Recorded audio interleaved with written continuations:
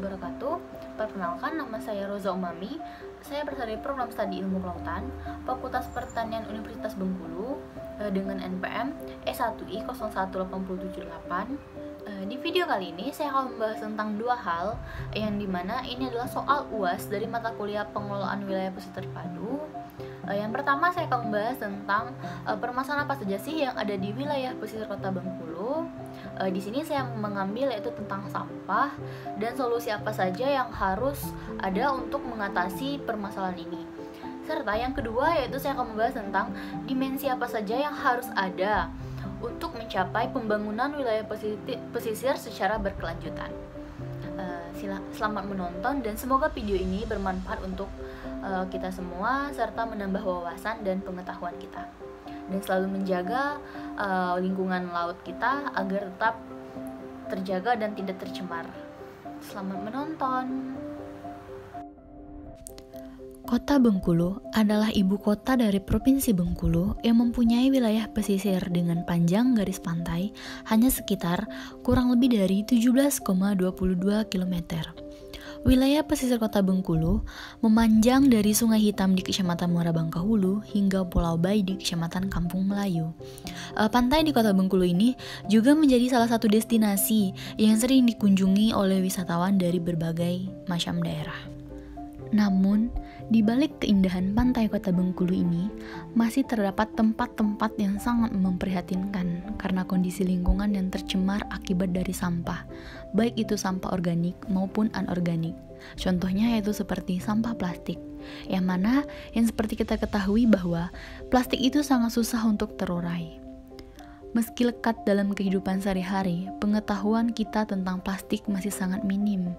Kita tak pernah sadar betapa plastik punya dampak amat merugikan, terutama jika sudah masuk ke wilayah laut. Sampah plastik bertebaran di sekitaran pantai Zakat ini berasal dari sampah yang dibawa oleh manusia itu sendiri saat berkunjung ke pantai. Masih minimnya kesadaran dan masih membuang sampah sembarangan. Dan juga sampah ini berasal dari limbah masyarakat di sekitaran pantai atau yang tinggal di wilayah pesisir tersebut. Dan juga masih seringnya masyarakat membuang sampah ke sungai sehingga sampah tersebut dibawa mengalir ke laut yang mengakibatkan penumpukan sampah yang sangat banyak di sekitaran pantai Zakat Kota Bengkulu ini. Pada saat bersamaan, manusia enggan atau bahkan tidak mampu mengelola sampah plastik secara efektif. Akibatnya, sampah plastik menjadi masalah global yang mempengaruhi hidup manusia dalam berbagai bidang, mulai dari lingkungan hingga sosial, ekonomi, dan politik. Seperti halnya polusi udara, sampah plastik dan mikroplastik menjadi isu lintas batas yang sifatnya makin kompleks. Kini, bom waktu sampah plastik telah meledak. Tak ada pilihan selain bergegas menemukan solusinya. Strategi yang pertama yaitu Gerakan Nasional Peduli Sampah di Laut. Ini kita lakukan melalui pendidikan bagi aparat sipil negara atau ASN, pelajar, mahasiswa, dan pendidik. Dalam aksi ini menyelenggarakan gerakan nasional sosial mengenai dampak negatif sampah laut, terutama plastik bagi kesehatan dan ekosistem, serta sosialisasi terkait pengelolaan sampah terpadu. Yang kedua adalah pengendalian sampah, di mana strategi kedua ini yaitu pengendalian sampah pada daerah aliran sungai atau DAS, pengendalian sampah plastik dari sektor industri, hulu dan hilir. Yang ketiga yaitu pengelolaan sampah. Aksi ketiga ini yaitu pengelolaan sampah yang berasal dari aktivitas transportasi laut, kegiatan di kawasan wisata bahari, kelautan dan perikanan, serta pesisir dan pulau-pulau kecil. Penyusunan draft peraturan pengelolaan sampah mulai dari recreation facility sampai dengan pengangkutan. Yang keempat yaitu diversifikasi skema pendanaan, di mana aksi keempat adalah diversifikasi skema pendanaan ini di luar APBD atau APBN, memperkuat kelembagaan dan meningkatkan efektivitas pengawasan dan pelaksanaan penegakan hukum. Yang kelima yaitu memacu inovasi, di mana strategi kelima ini yaitu memacu inovasi pengelolaan dan mengatasi pencemaran sampah di laut melalui riset dan pengembangan. Solusi yang terakhir yaitu solusi yang paling penting, yaitu dengan kesadaran kita untuk tidak lagi membuang sampah ke laut ataupun ke sungai, serta menjaga lingkungan kita selalu. agar pantai kita tetap terjaga dan terhindar dari pencemaran.